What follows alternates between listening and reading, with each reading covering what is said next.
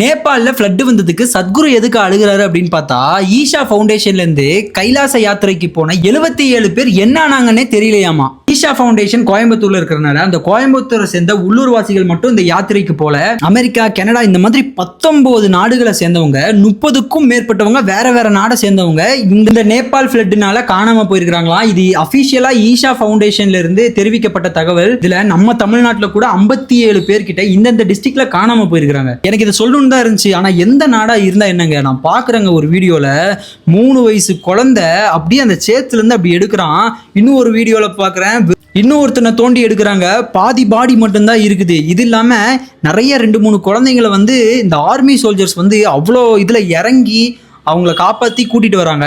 என் கண்ணுக்கு ஆர்மி சோல்ஜர்ஸ்லாம் தெய்வம் மாதிரி தெரியுறாங்க. அதுலயும் 167 பேர்கிட்ட இறந்து போயிருக்கிறாங்க. 400க்கும் மேல என்ன ஆனாங்கன்னே தெரியலையா.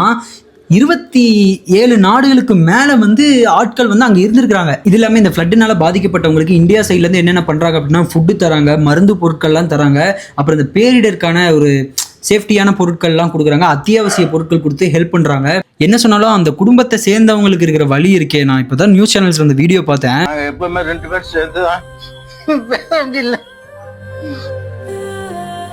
தொடர்ந்து இந்த ஃப்ளட் சம்பந்தமான வீடியோஸ் நம்ம அப்லோட் பண்ணிட்டே இருப்போம். பார்க்கணும்னு நினைக்கிறவங்க நம்ம சேனலை பார்த்துக்கோங்க.